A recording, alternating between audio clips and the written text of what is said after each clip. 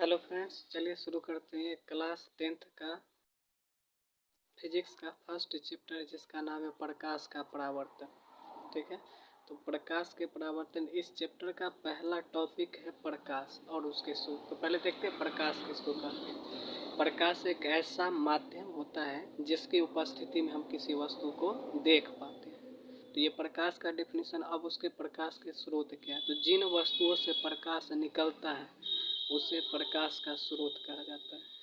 और प्रकाश के स्रोत दो प्रकार के, एक होता है प्राकृतिक प्रकाश के स्रोत और दूसरा होता है मानव निर्मित प्रकाश के स्रोत। प्राकृतिक प्रकाश के स्रोत किसे कहते हैं, तो प्रकृति के द्वारा उपलब्ध कराए गए वे सभी वस्तुएं जिनसे प्रकाश निकलता है वे प्रकाश के प्राकृतिक स्रोत कहलाते हैं, जैसे सूर्य, तारा इत्यादि।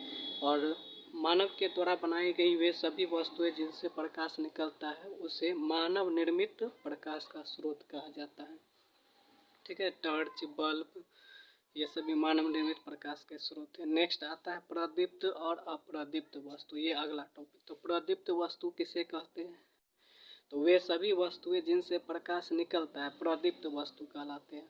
इसमें मानव निर्मित प्रकाश के स्रोत भी हो सकते हैं और प्राकृतिक प्रकाश के स्रोत भी हो सकते हैं, दोनों हो सकते हैं। और अप्रदीप्त वस्तुएं जिनसे प्रकाश नहीं निकलता है, ठीक है, उन्हें अप्रदीप्त वस्तुएं कहा जाता है। अब ये प्रकाश का टॉपिक है प्रकाश का परावर्तन। अब इसमें चांद क्या कर रहा है, तो चांद यहाँ इसलिए दिया गया है कि चांद जो है अप्रदीप्त प्रकाश का स्रोत है। अब क्यों, इसे तो प्रकाश निकलता है लेकिन अप्रदीप्त प्रकाश का स्रोत क्यों है, तो चांद के पास प्रकाश तो है लेकिन ये प्रकाश इसका खुद का नहीं है बल्कि यह सूर्य के प्रकाश के कारण चमकता है। इसलिए प्रकाश उत्सर्जित करने के बाद भी चांद अप्रदीप्त पिंड होता है। नेक्स्ट अगला आता है प्रकाश का प्रकीर्णन। अगला टॉपिक है प्रकाश का प्रकीर्णन किसे कहते हैं। तो सूर्य का प्रकाश जब हमारे वायुमंडल में प्रवेश करता है तो वायु में उपस्थित सूक्ष्म कण प्रकाश के किरणों को पहले अवशोषित करता है और फिर उसे चारों तरफ फैला देता है। तो इस घटना को प्रकाश का प्रकीर्णन कहा जाता है। और प्रकाश के प्रकीर्णन के कारण ही हम उन वस्तुओं को भी देख पाते हैं जिन पर सूर्य का प्रकाश सीधे तौर पर नहीं पड़ता है। नेक्स्ट आगे का टॉपिक है प्रकाश की किरण। तो प्रकाश का किरण क्या है, तो सीधी रेखा में गमन करने वाली प्रकाश को प्रकाश का किरण कहा जाता है। ठीक है, किरण पुंज किसे कहते हैं, तो किरणों के समूह को किरण पुंज कहा जाता है। और ये तीन प्रकार के होते हैं, अपसारी किरण पुंज, समांतर किरण पुंज, अभिसारी। चलिए देखते हैं अपसारी किरण पुंज। ठीक है, तो अपसारी का मतलब होता है फैलना। यह किरणों का ऐसा समूह होता है जो एक बिंदु से निकलकर चारों तरफ फैल जाता है, तो इसको बोलते हैं अपसारी किरण पुंज। अगला दूसरा किरण पुंज है समांतर किरण पुंज। समांतर का मतलब होता है दो रेखाओं के बीच की दूरी जब समान हो। तो यह किरणों का ऐसा समूह होता है जिसके बीच की दूरी क्या होता है, समान होता है। कुछ इस तरह से होता है, किरणों के बीच की दूरी हमेशा समान होता है। तो इस प्रकार के किरण पुंज को कहते हैं समांतर किरण पुंज। नेक्स्ट है अभिसारी किरण पुंज। अभिसारी का मतलब होता है सिकुड़ना। तो यह किरणों का ऐसा समूह होता है जो किसी एक बिंदु पर आकर सिमट जाता है। ये देखिए, यह यहाँ इधर से चारों तरफ से किरण आया और एक बिंदु पर आकर सिमट गया। तो किरण पुंज तीन प्रकार के, अपसारी, समांतर और अभिसारी किरण पुंज।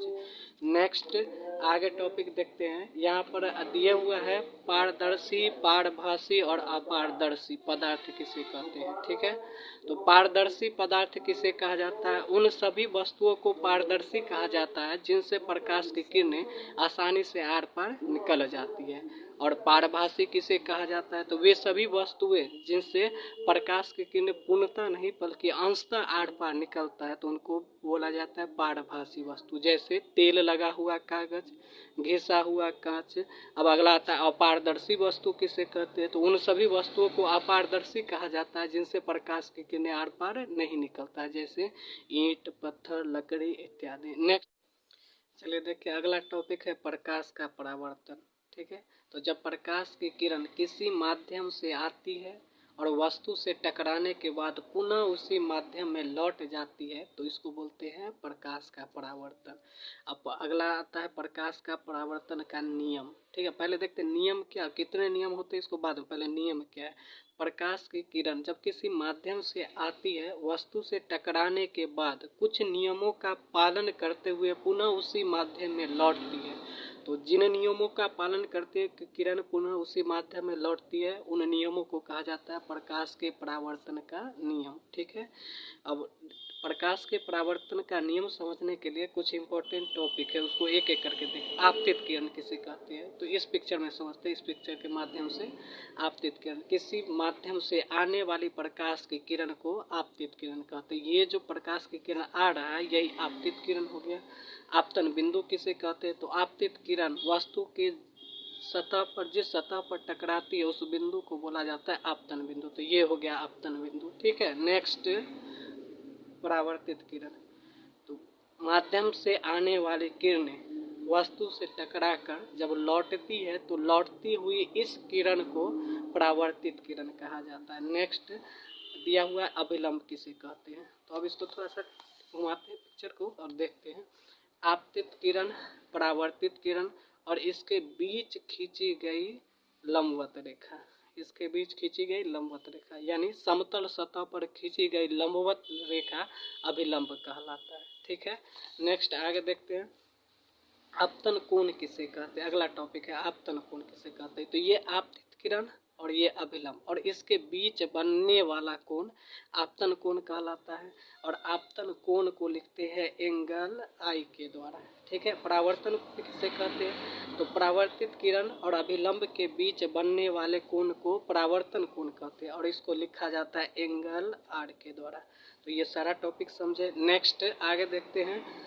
अब देखते हैं प्रकाश के परावर्तन का नियम कितना होता है। तो प्रकाश के परावर्तन का दो नियम होता है। पहला, आपतित किरण, परावर्तित किरण तथा आपतन बिंदु पर खींचा गया अभिलंब तीनों एक ही समतल में होता है। दूसरा, आपतन कोण परावर्तन कोण के बराबर होते हैं। अब इसको पिक्चर के द्वारा समझते हैं। ठीक है, फिर से टेढ़ा करते पिक्चर को देख लेते एक बार।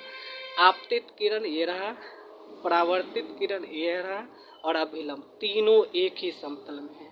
तो ये प्रकाश के परावर्तन का पहला नियम। दूसरा नियम क्या बोलता है, आपतन कोण एंगल आई बराबर एंगल आर, आपतन कोण परावर्तन कोण के बराबर होता है। तो ये प्रकाश के परावर्तन का दूसरा नियम। अब इस चैप्टर का कुछ टॉपिक जो बचा हुआ है इसको अगले वीडियो में देखेंगे।